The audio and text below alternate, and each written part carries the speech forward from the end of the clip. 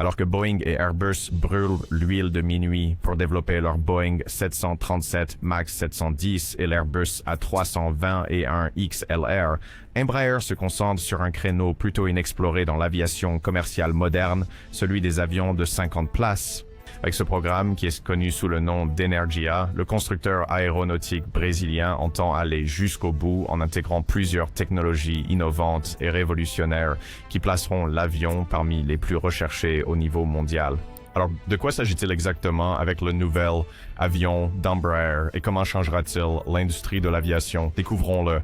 Pour comprendre pourquoi le nouvel avion d'Embraer est prêt à bouleverser le statu quo dont Boeing et Airbus ont bénéficié pendant des décennies, il faut d'abord bien comprendre le parcours du constructeur aéronautique au fil des ans et comment il s'est transformé en un fabricant capable de menacer la position de leader de Boeing et Airbus. Pour ce faire, nous devons remonter le temps jusqu'à la mi-1969 lorsque l'entreprise a été créée pour développer l'avion Bandeirant en masse. Dans les années 1980, le constructeur aéronautique avait suffisamment mûri, au point qu'il commençait même à nouer des partenariats avec d'autres entreprises, par exemple, s'être associé avec les entreprises italiennes Alenia et Aermacchi pour créer son premier avion de chasse, l'AMX. Parallèlement à cela, l'entreprise a également développé l'EMB 312 Tucano, un turbopropulseur conçu principalement pour la formation. Il ne fallut pas longtemps avant qu'Embraer ne se lance dans les avions commerciaux avec l'EMB 120 Brasilia, devenant son avion phare dans ce créneau. Il allait ensuite développer d'autres avions tels que le CBA 123 Vector, le RJ 145 et plus récemment, le jet. Tout récemment, le constructeur aéronautique a fait la une avec le lancement de l'Embraer KC-390, qui a révolutionné l'aviation militaire dans le créneau des avions de taille moyenne. Cette courte histoire indique une chose, Embraer s'est constamment prouvé comme un pionnier dans l'industrie aéronautique, dépassant à plusieurs reprises les attentes en concevant des avions innovants et en repoussant les limites de ce qui semble possible. Maintenant, sa plus récente annonce est un autre indicateur de son engagement envers l'excellence et l'innovation. En novembre 2021, Embraer a dévoilé Energia. Essentiellement, Energia est un projet comprenant 4 concepts d'avions à faibles émissions ou zéro émission. Embraer a révélé que l'intention principale de ce projet était la détermination à aider l'industrie à atteindre l'objectif fixé de zéro émission nette de carbone d'ici 2050. Il est allé plus loin en dissipant tout doute selon lequel il s'agissait simplement d'un projet pieux qui pourrait ne jamais voir le jour. Une déclaration du président directeur général de l'aviation commerciale a réaffirmé cet engagement après avoir confirmé que le constructeur aéronautique visait une entrée potentielle en service commercial d'un concept sous l'égide d'Energia au cours de la prochaine décennie. Si l'on en croit cette déclaration, il est possible qu'Embraer ait déjà commencé à travailler sur au moins un de ces concepts afin de l'avoir prêt pour une utilisation commerciale d'ici la prochaine décennie. Déjà, here's Embraer une des tailles spécifiques sur l'avion qu'on envisage de lancer dans le cadre du projet Energia.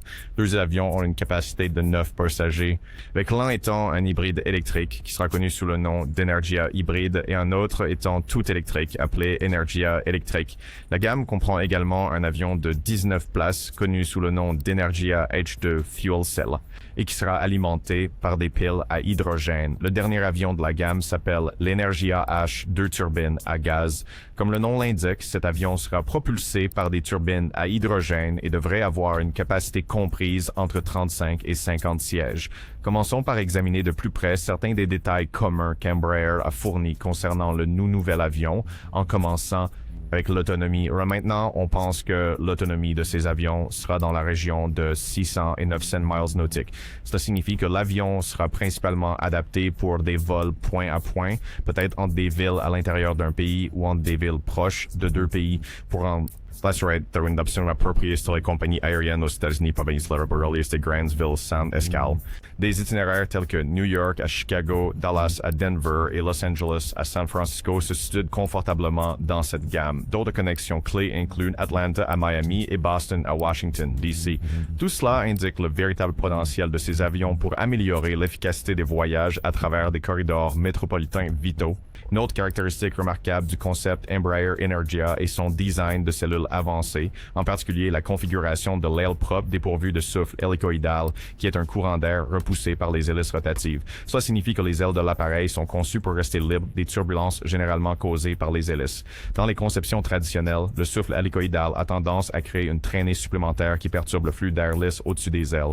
Avec une augmentation de la traînée, le taux de consommation de carburant d'un avion augmente considérablement, ce qui n'est pas bon en termes de coût opérationnel.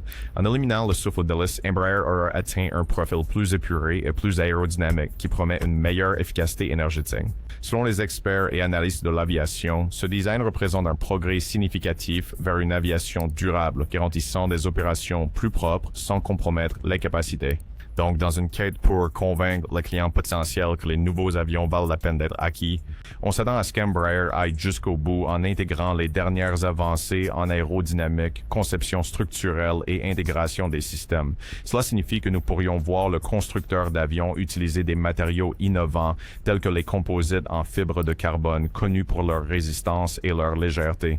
Ces matériaux sont également connus pour aider à réduire la consommation de carburant, ce qui est un facteur important que les compagnies aériennes considèrent lors de leur décision d'achat. De plus, le constructeur aéronautique pourrait décider d'utiliser un alliage avancé d'aluminium-lithium pour les composants structurels. Ces matériaux sont connus pour leur résistance et leur résistance à la corrosion tout en étant plus légers que l'aluminium traditionnel, garantissant ainsi des taux d'efficacité accrus. Le fait qu'Embraer ait lancé ce projet pour aider l'industrie à atteindre les objectifs de zéro net signifie qu'il pourrait également utiliser des matériaux durables, tels que des résines biosourcées dans la fabrication composite. Ces matériaux sont connus pour leur efficacité à contribuer à réduire l'impact environnemental associées aux émissions des avions. En outre, il pourrait envisager la possibilité d'intégrer ces matériaux avec des techniques de fabrication avancées, comme l'impression en 3 dimensions, dans une démarche qui aidera à optimiser les conceptions et à réduire davantage les déchets pendant la production. Fait qu'une demande accrue pour plus de confort, il est attendu qu'Embraer élabore également des mesures pour améliorer le confort des passagers pendant les vols. Cela pourrait être atteint de plusieurs manières. Fait que l'une d'elles étant l'utilisation de systèmes de propulsion montés à l'arrière. Cette approche est associée à une réduction substantielle des niveaux de bruit à l'intérieur de la cabine, car elle éloigne les principales sources de bruit de la zone de siège des passagers. Il est également essentiel de noter que l'accent mis sur l'amélioration des niveaux de silence avec ces airs. Les avions s'alignent avec les objectifs plus larges d'un design durable et efficace, ce qui revient en réalité à l'objectif principal qu'Embraer avait en tête lors du lancement de ce projet. Maintenant, passons à la partie la plus importante du nouvel avion, la source d'énergie. Comme mentionné précédemment, Embraer prévoit d'équiper l'avion de plusieurs options d'alimentation, l'une d'elles étant la source hybride électrique. Ce système fonctionne en utilisant une architecture qui combine des moteurs thermiques avec de petits moteurs électriques. Ainsi, l'avion est capable de maximiser l'efficacité en utilisant les moteurs électriques pour des phases spécifiques du vol qui nécessitent de courtes poussées de puissance, comme le roulage.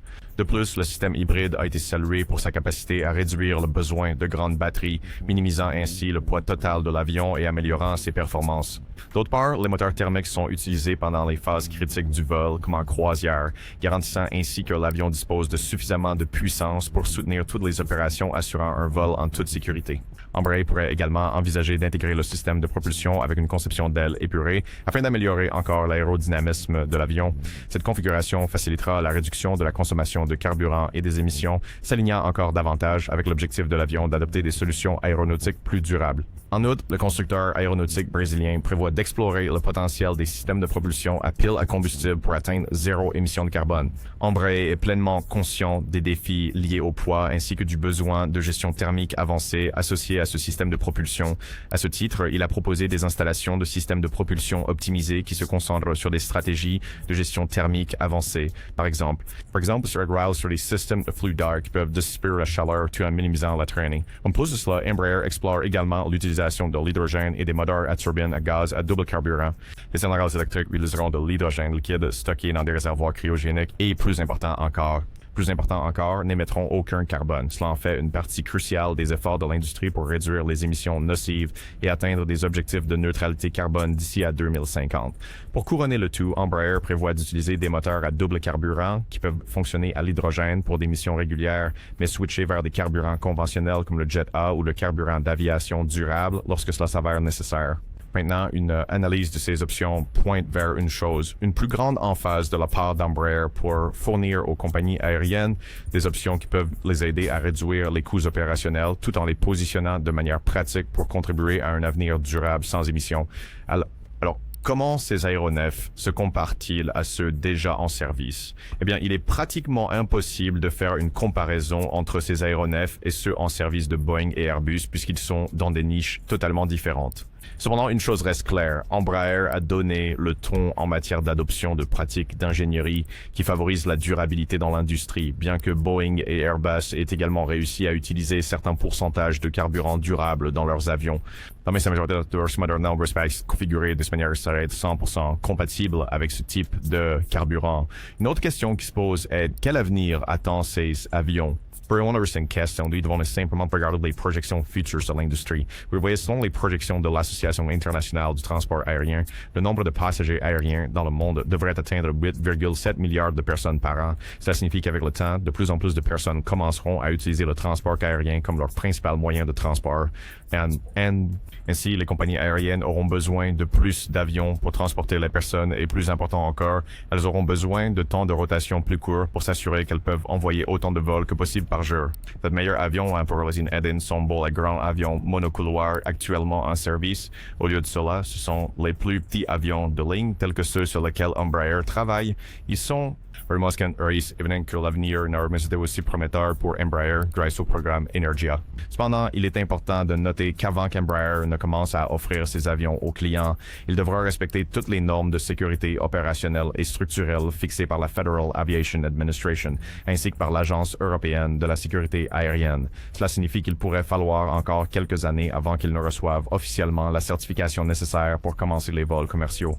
Maintenant, il ne se reste plus qu'à attendre et voir comment Boeing et Airbus réagiront à cette initiative et s'ils décideront également de se lancer dans ce créneau. N'oubliez pas de vous abonner à la chaîne pour plus de vidéos comme celle-ci et nous vous retrouverons dans la prochaine.